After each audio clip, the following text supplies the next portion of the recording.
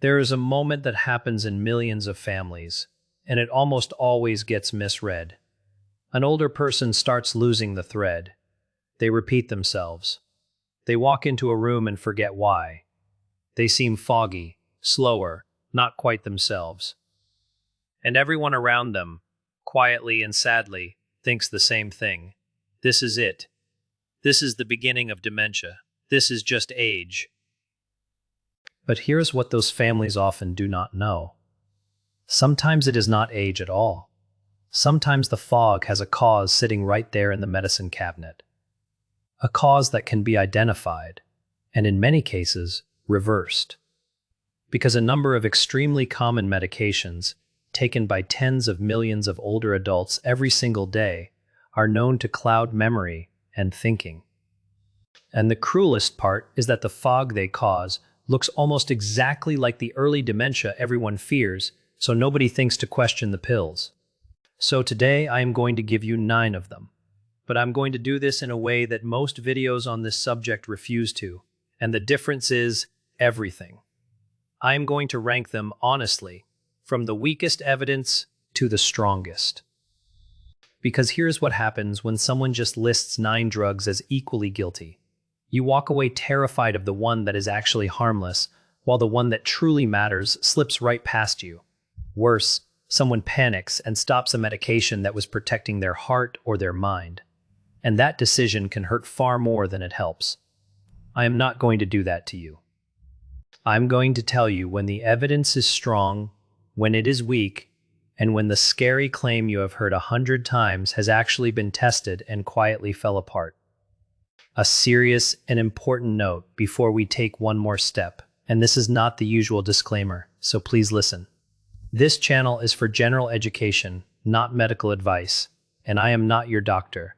Nothing here is a diagnosis or a prescription, and this matters more today than in almost anything I make. Every drug on this list was prescribed to someone for a real and good reason. Do not stop a single one. Do not lower a dose. Do not skip tonight to test it. Several of the drugs we are about to discuss are genuinely dangerous to stop suddenly, and the withdrawal can be worse than anything they cause. The purpose of this video is to hand you a conversation to have with your doctor or pharmacist. Never a decision to make alone in your kitchen. I will say this again at the end, because it is the sentence that matters most. Before we begin, tell me in the comments how old you are and where you are watching from. I read every one, and they shape what I make next. And stay with me to number 2, because it is the one where the memory problem may actually be reversible. And a simple, cheap blood test is what uncovers it. Most people who should have that test have never once been offered it. Now let me give you the one piece of biology that makes almost this entire list make sense. Because once you have it, you will understand these drugs better than most people ever do. Inside your brain, there is a chemical messenger called acetylcholine. It is not a minor character. It is the primary signal your brain uses to form new memories, to hold your attention, to learn. When you are introduced to someone and their name actually sticks, acetylcholine did that work, and here's the detail that makes it matter so much. In Alzheimer's disease, the very cells that produce acetylcholine are among the first and hardest hit. That is not a coincidence, and it is not a small point. It is precisely why several of the real medications used to treat Alzheimer's work by trying to raise acetylcholine. So this messenger sits very near the center of memory itself. Now hold that thought, because a startling number of common, everyday medications happen to work by blocking it. Doctors call those drugs anticholinergics, a big word for a simple idea. They block the memory messenger, and most of them are not trying to touch your brain at all. They are aiming at your bladder, or your sinuses, or your muscles, and the fog is simply collateral damage they cause on the way. Picture a busy switchboard where every call between 2 parts of your brain has to pass through a single operator. These drugs do not cut the wires. They just quietly send the operator on a break. The calls come in, nothing connects, and the memory that should have formed never gets written down in the first place.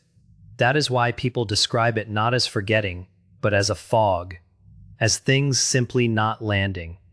Keep that picture in mind, because it explains almost everything ahead. Number 9 is statins, and I'm beginning here deliberately, because this is the one you are most likely to be worried about, and it is the one where the evidence is weakest. Tens of millions of people take atorvastatin or simvastatin, and for years there has been chatter about statins causing memory loss and confusion. Here is the honest picture, and it is genuinely reassuring. The concern was taken seriously. Years ago, regulators even added cautionary label language about reported cognitive effects, and that made headlines. But the research since has largely failed to back it up. The big reviews and trials have not found a meaningful effect on memory or thinking, and the official position has been substantially softened. What remains is a scattering of reports of temporary fogginess in some individuals, which is worth mentioning to your doctor if it happens to you. So why does this sit dead last at number 9? Because I need to be blunt with you. Statins prevent heart attacks and strokes, and a stroke is one of the most direct ways there is to damage your brain and your memory. If you were to stop a statin because a video frightened you, you might be trading away protection against a real threat to your brain in exchange for a risk that probably is not real. That is a terrible trade. If you have noticed fog since starting one, say so to your doctor. But do not stop it on your own, and please do not lose a moment of sleep over this one. Number 9 is exactly where it belongs. Number 8 is the acid reflux drugs. The proton pump inhibitors, omeprazole, and its purple pill cousins, taken by tens of millions for heartburn.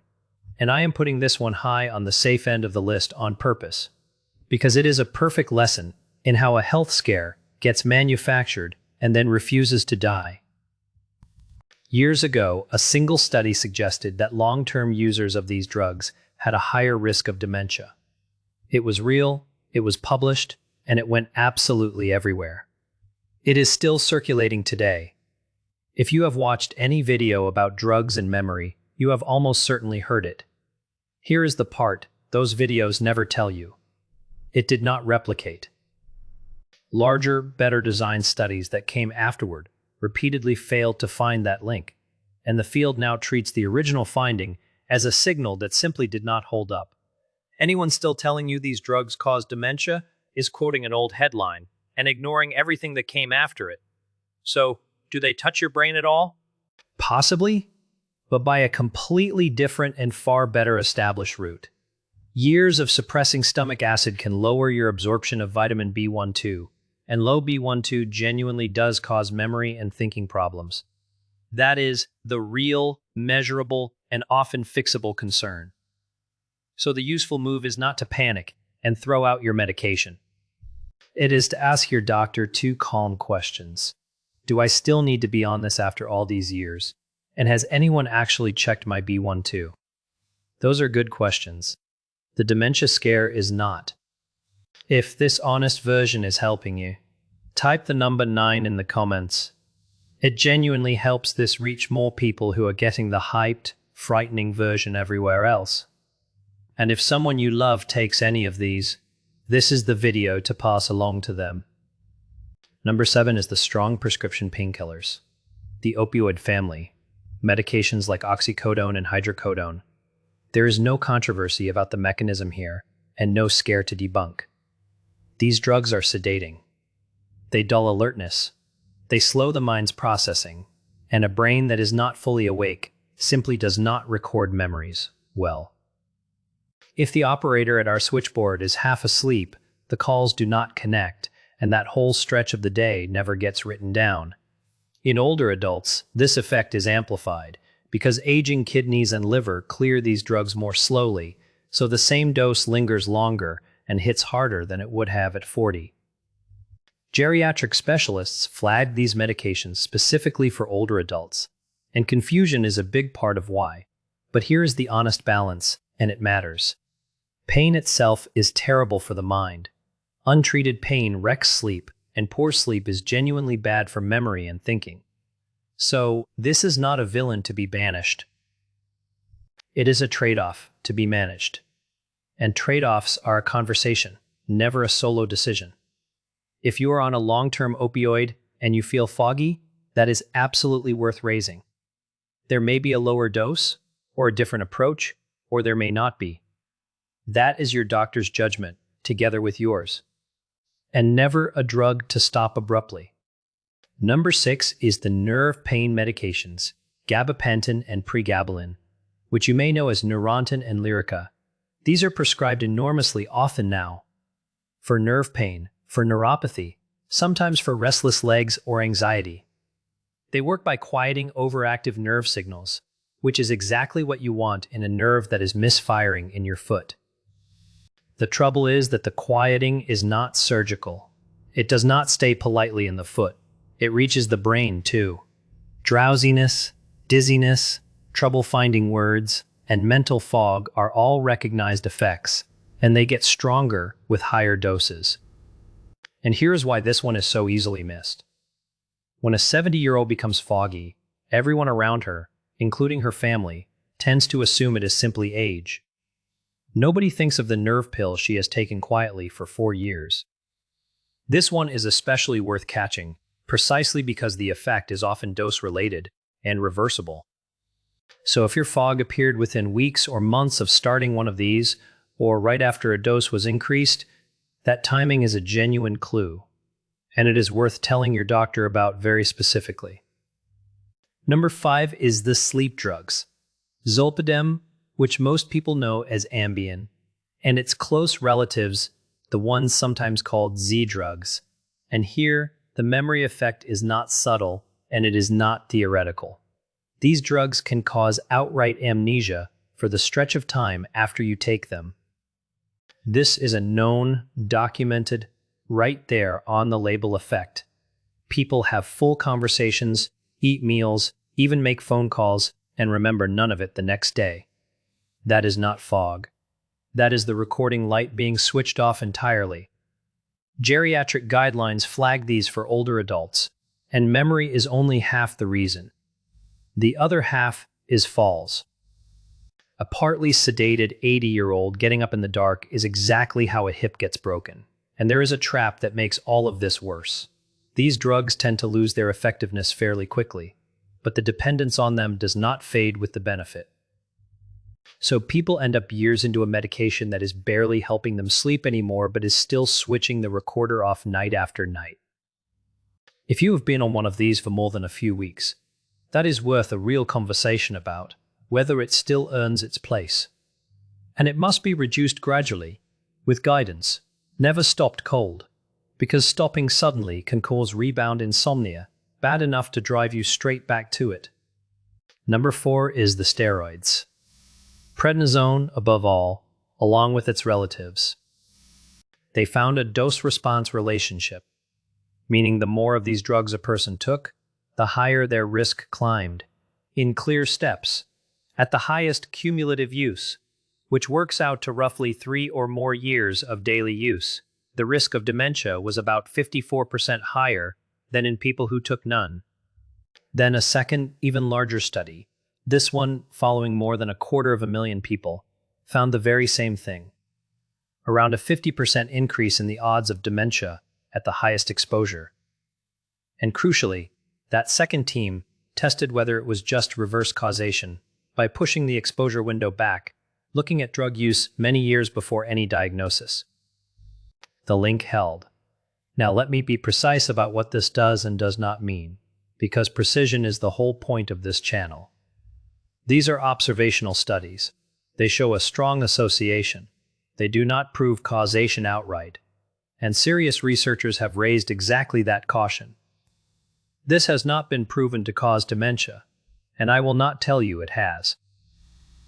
But it is 2 large, independent, well-conducted studies in different countries using different methods, finding the same dose-response relationship. And that is about as strong as evidence ever gets, short of a randomized trial that could never ethically be run. So what do you actually do with this? Notice that the dose-response finding is itself the hopeful part. The risk rose with cumulative use, and the signal took around 3 years of regular use to appear. That means the occasional Benadryl for a bee sting is a completely different situation from a PM sleep aid taken every single night for a decade. And here's what makes number 1 so worth knowing. For nearly every drug in this family, there are alternatives with far less burden on the brain. Newer allergy medicines, different bladder options, entirely different approaches to sleep. This is one of the most fixable items on this whole list, but only if somebody actually looks. So let me show you what this looks like in a real life, because this is where it stops being a list and starts being a person. Picture a woman. Call her Margaret, a composite, 74, the kind of case these studies are full of. She takes a PM sleep aid most nights, has for years, because she has never slept well. She takes something for her bladder. Her doctor added a low dose of an old antidepressant for nerve pain, and she has been on metformin for 9 years. Now hear this clearly. Not one of those decisions was wrong. Each was made by a good doctor, for a real reason, at a different appointment, in a different year, often by a different person entirely, and nobody, at any point, ever sat down and added up the whole picture. Margaret's family has started to notice she is not quite as sharp. Margaret thinks she is simply getting old. And maybe she is. Or maybe she's carrying a heavy anticholinergic load that no one has ever tallied, sitting on top of a B12 level no one has ever checked. And here's the thing about Margaret I most want you to hear. Nobody in her story did anything wrong, and it may still be completely fixable. Both of those things are true at once. That is the entire point of this video. So here is your plan, and it is not 9 things. It is 1. It is called a brown bag review, and it may be the most underused hour in all of medicine. Take a bag, a literal bag, and put into it every single thing you take, every prescription, every over-the-counter pill, every supplement and vitamin. The allergy tablets, the sleep aids, the things you have taken so long you have forgotten they are even drugs. Then carry that whole bag to your doctor, or honestly, to your pharmacist, who is often the single best person in the building for exactly this, and whom you can usually talk to with no appointment at all, and ask 3 questions. First, do I still genuinely need every one of these? Second, is anything in this bag anticholinergic? Is anything on my list blocking that memory messenger? And if so, is there a gentler alternative? Third, given everything I take, should someone be checking my B1 too? That is the whole video, distilled into 1 bag and 3 questions. Because here is the pattern underneath every single one of these stories. Almost nobody is harmed by 1 bad prescribing decision. People are harmed by 10 perfectly reasonable decisions made across 15 years by different doctors, not one of whom ever saw the entire list laid out in one place. Nobody is doing anything wrong. The list simply grows year by year, and it is no one person's job to shrink it. There is even a name for the thoughtful practice of removing what is no longer needed: deprescribing. And it is a real and growing part of good medicine, precisely because this problem is so common and so quiet. And now the safety rule one final time, because it is the most important thing I will say today, and I want it to be the sentence you carry out the door. Do not stop anything. Do not lower a dose. Do not skip a night to test it. Several of the drugs on this list, the benzodiazepines, prednisone, the sleep drugs, are genuinely dangerous to stop abruptly, and the withdrawal can be far worse than the problem you were trying to solve. This video is a conversation to begin, not a decision to make alone. Bring the bag. Ask the 3 questions. Let someone qualified look at the whole picture together with you. And please, hold on to the hopeful part, because it is real and it is true. So much of what is on this list is dose-related. So much of it is reversible. Some of it is fixed with nothing more than a blood test and a supplement, and some of it is fixed by swapping one pill for a gentler one. The fog that a family assumes is the beginning of the end is sometimes not that at all. Sometimes it is simply a list that nobody has ever read all the way through. And you, today, can be the one who finally asks someone to read it. So tell me in the comments, how many different medications are in your cabinet right now? Just the number.